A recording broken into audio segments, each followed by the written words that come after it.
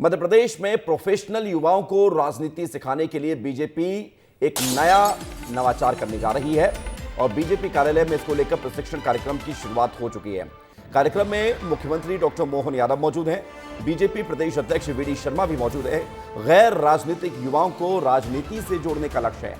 केंद्रीय मंत्री अश्विनी वैष्णव, सांसद बांसुरी स्वराज भी ट्रेनिंग देंगे इन युवाओं को।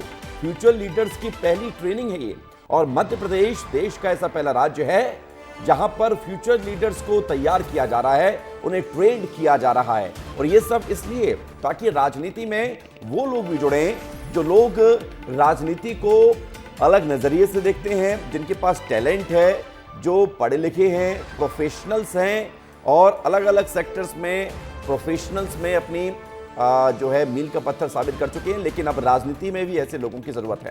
और आपको याद होगा, देश के प्रधानमंत्री नरेंद्र मोदी ने लाल किले से कहा था स्वतंत्रता दिवस के मौके पर कि 1 लाख लोग ऐसे राजनीति में जुड़े जिनका बैकग्राउंड राजनीति वाला ना हो।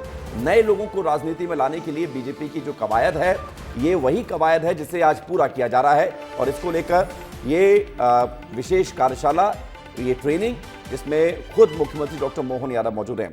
हमारे साथ एमपी हेड अंचल शुक्ला जुड़ गए हैं, सीधे उनकी तरफ रुख करते हैं। अंचल जी, एक बड़ी बात है कि बीजेपी ये कोशिश करती है कि नए लोगों को पार्टी से जोड़ा जाए, नई विचारधारा और टैलेंट और प्रोफेशनल ऐसे लोगों को साथ लेकर बीजेपी आगे बढ़ना चाह रही है। और इसको लेकर एमपी ने एक बार फिर से देश में नजीर पेश की है।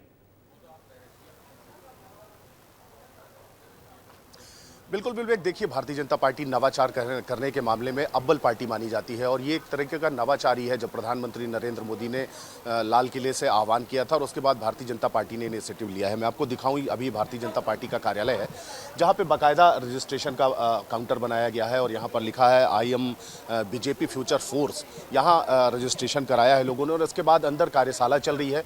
भारतीय जनता पार्टी का जो कार्यालय है उसका पूरा निरीक्षण कराया जाएगा और रीति नीति क्या होती है, पार्टी की काम करने के कौन से तौर तरीके होते हैं, उससे भी उन्हें अवगत कराया जाएगा। ऐसे 100 लोगों को चिन्हित किया गया है, सेलेक्ट किया गया है, जिन लोगों को यहाँ पर ट्रेनिंग दी जा रही है। प्रदेश अध्यक्ष वीडी शर्मा भी यहाँ पर मौजूद हैं, संगठन महामंत्री हितानंद शर्मा जी भी यहाँ पर मौजूद हैं।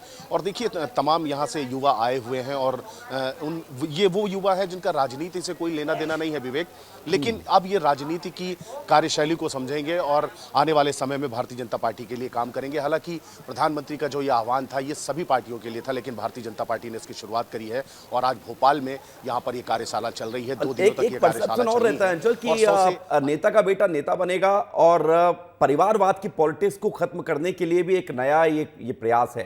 क्योंकि नेता का बेटा नेता बनेगा तो वो जनता में वो कनेक्शन नहीं बन पाता है, लेकिन नए लोग जब राजनीति में आएंगे तो राजनीति को एक अलग दिशा भी देंगे, उसका भी फायदा हो सकता है इसका। बिल्कुल विवेक, बिल्कुल सही कहा आपने और यही मंशा होगी इस काम के पीछे। लेकिन देखिए, राजनीति में जिस तरीके से इस चीज़ की अब ज़रूरत रही है समय के साथ, जिस तरीके से 2047 के भारत की परिकल्पना प्रधानमंत्री नरेंद्र मोदी कर रहे हैं, उसमें पढ़े लिखे लोगों की और अलग अलग प्रोफेशन के लोगों की ज़रूरत है, जो कि जनता के बीच में जाएंगे और वो बताएंगे कि किस तरीके से राजनीतिक पार्टियाँ काम करती हैं।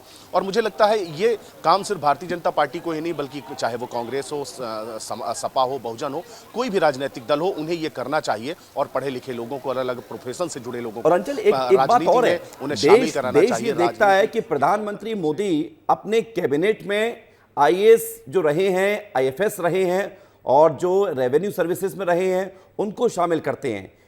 एग्जाम्पल है एस जयशंकर, अश्विनी वैष्णव, तमाम ऐसे बड़े अधिकारी जिन्होंने अपनी सेवाओं की बदौलत अपनी जो है नाम बनाया, लेकिन अब राजनीति में भी है और यहां पर भी काम की बदौलत अपनी पहचान बना रहे हैं। ये उदाहरण लगातार देखने को मिला है पिछले 10 साल में। बिल्कुल विवेक, बिल्कुल देखने को मिला है। और आप देखिए, मध्य प्रदेश सरकार हो या छत्तीसगढ़ सरकार हो, चाहे छत्तीसगढ़ सरकार के ओपी चौधरी जी की ही बात कर लीजिए, वो कलेक्टर थे लेकिन कलेक्टरी छोड़ के वो राजनीति में आए और राजनीति में आज वो छत्तीसगढ़ में बहुत बड़े ओहदे पर हैं, बड़ी जिम्मेदारी, वित्त मंत्री की जिम्मेदारी भी निभा रहे हैं।